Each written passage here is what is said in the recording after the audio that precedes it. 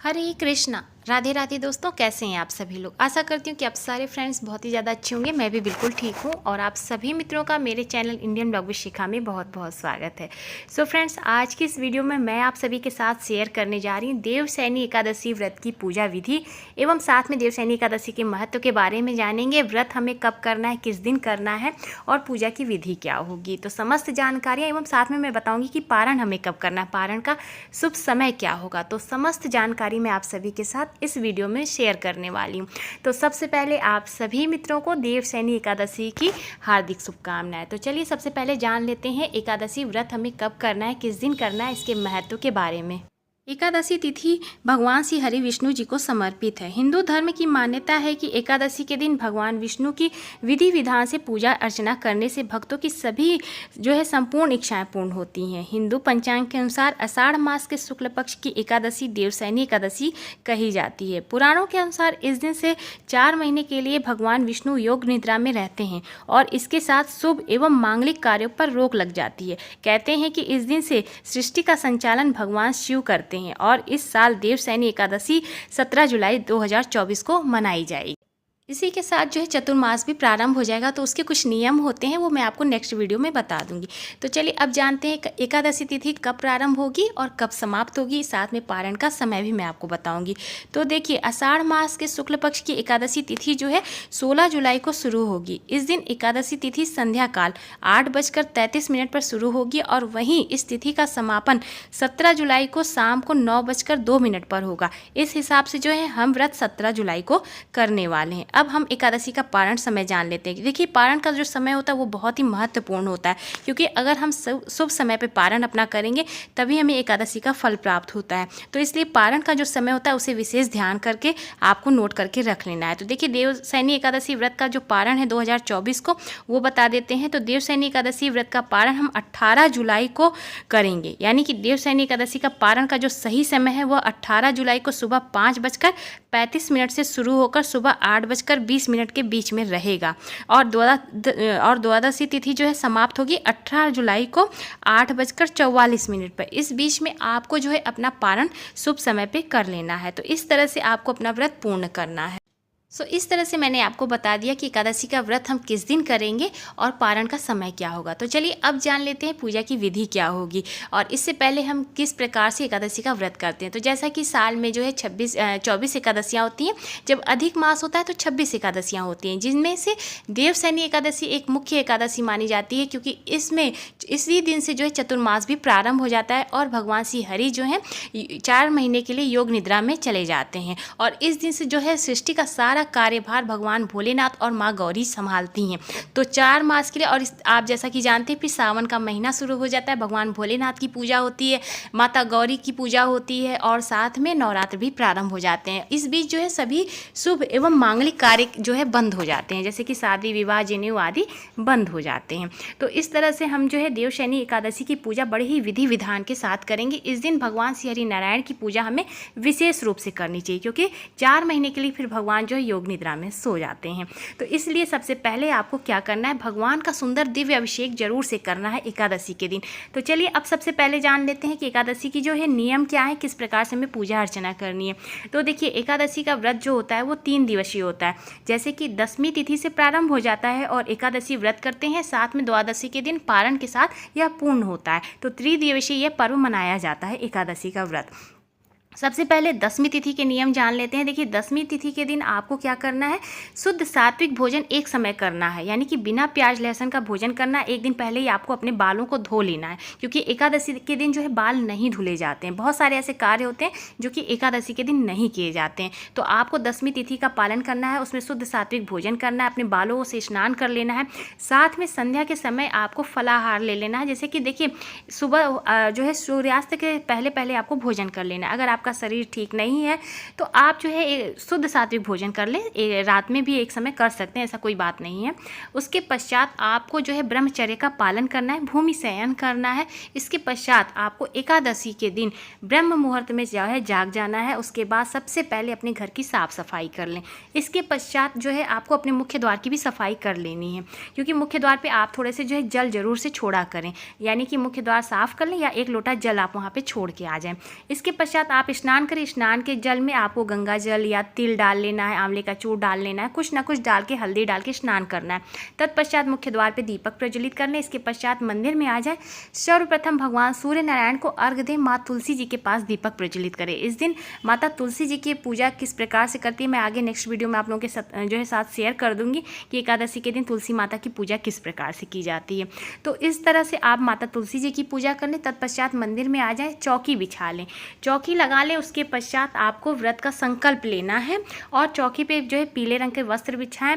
सर्वप्रथम गणेश जी की पूजा करनी, दीपक प्रज्वलित करना है, धूप दीप प्रज्वलित कर लें और सर्वप्रथम गणेश जी को बढ़िया पंचामृत से स्नान करा दें। उनका विधि विधान से पंचोपचार द्वारा भी आप पूजा कर सकते हैं, जैसा कि मैंने आपको अभी दिखाया है। तो देखिए साथ में मेरी पूजा भी होती जा रही है और मैं आपको बताती भी जा रही हूँ महत्व। तो बस आप सबसे पहले गणेश जी की पूजा विधि विधान से कर लें। सर्वप्रथम गणेश जी की पूजा का जो है महत्व होता है। तत्पश्चात आपको भगवान हरि नारायण और माँ लक्ष्मी जी के या उनके जो भी स्वरूप हों, बाल गोपाल ठाकुर जी, सभी को सुंदर दिव्य पंचामृत से स्नान कराएं। इसके पश्चात आपको जो है उन्हें सुंदर दिव्य श्रृंगार करना है और फिर मंदिर में विराजमान करके विधि विधान से उनकी पूजा अर्चना करनी है। देखिए एकादशी के दिन जितनी भी पूजा आप करते हैं, आप जितनी उनकी सेवा करेंगे, आपका समय जितना जाएगा उतना अच्छा है।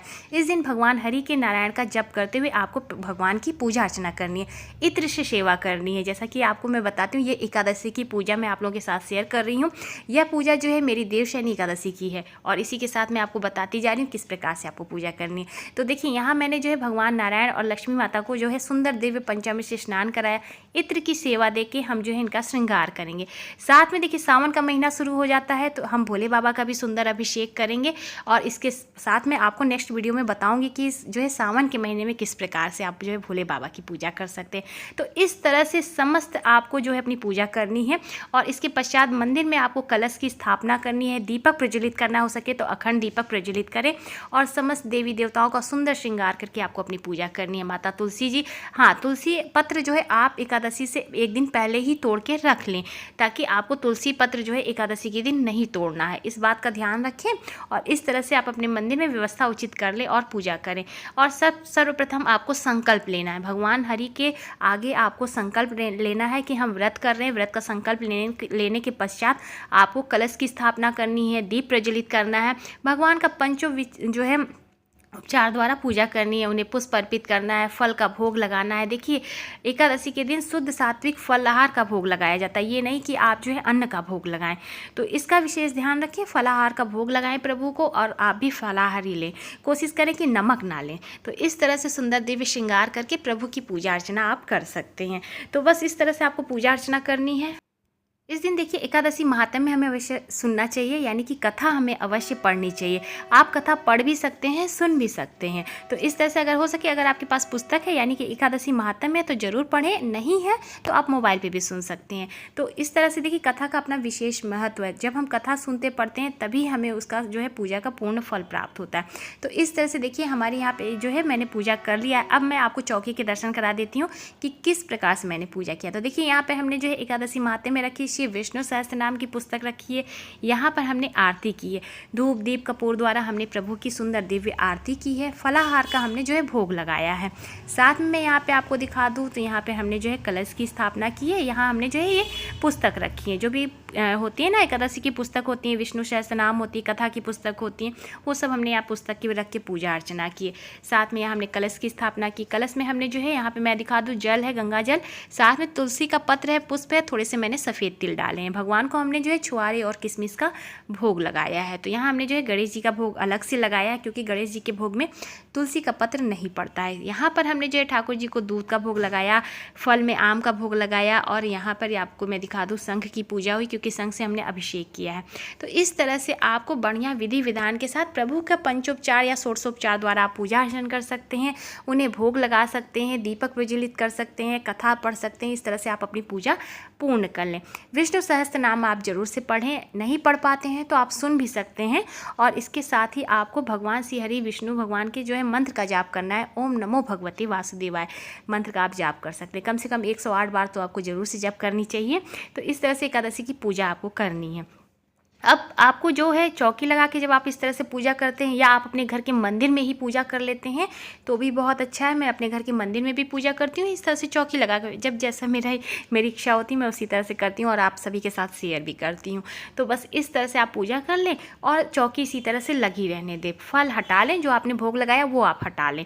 इसके पश्चात आपने अगर अखंड दीप जलाया है तो बहुत अच्छा है, वो शाम तक इसी तरह से जलता रहेगा। नहीं जलाया तो कोई बात नहीं, शाम के समय आपको धूप दीप द्वारा प्रभु की आरती करनी है, भोग लगाना है, फिर इस तरह से आपको पूजा करनी। चौकी आप जो है अगले दिन सुबह में जब अपनी पूजा कर लें तब आपको हटानी है। तो इस तरह से आपको अपनी पूजा करनी है एकादशी की। अब मैं आपको पारण बता दूं, पारण किस तरह से करना है। तो बस आपको द्वादशी के दिन सुबह ब्रह्म मुहूर्त में उठना है और जो आपके नियम होते हैं वो आप अपने कर लें। अगर आप जैसे कि मुख्य द्वार की पूजा करते वो कर लें, भगवान जो है सूर्य नारायण को अर्घ्य दे दें, माता तुलसी के पास दीपक जला लें, मंदिर में आके मंदिर में भगवान को स्नान पूजा कर लें। इसके पश्चात आप सीधा निकाल लें पंडित जी के लिए। और इसके पश्चात अगर आप भोजन कराते हैं पंडित जी को तो बहुत अच्छी बात है, नहीं तो आप उनके लिए कच्चा सीधा जो है निकाल के रख लें, कुछ दक्षिणा रख लें और उसे स्पर्श करके भगवान के मंत्रों के जप के साथ आप जो है अपना पारण शुभ समय पे कर लें। इस तरह से आपको पारण करना है। तो संपूर्ण जानकारी मैंने आप लोगों को एकादशी की इस वीडियो में बता दी है किस तरह से करना। जो भी आपके सवाल हो आप मुझसे पूछ सकते हैं, मैं आपको बताऊंगी। तो चलिए मिलते हैं नए से वीडियो के साथ, तब तक के लिए हरे कृष्णा, राधे राधे। अगर वीडियो पसंद आई है तो प्लीज़ वीडियो को लाइक ज़रूर से करिएगा। आज की पूजा कैसी लगी आप लोगों को वो मुझे बताइएगा। तो चलिए मिलते हैं नए से अच्छे से वीडियो के साथ, तब तक के लिए हरे कृष्णा, राधे राधे। और आप सभी मित्रों को देवशयनी एकादशी की हार्दिक शुभकामनाएं। राधे राधे।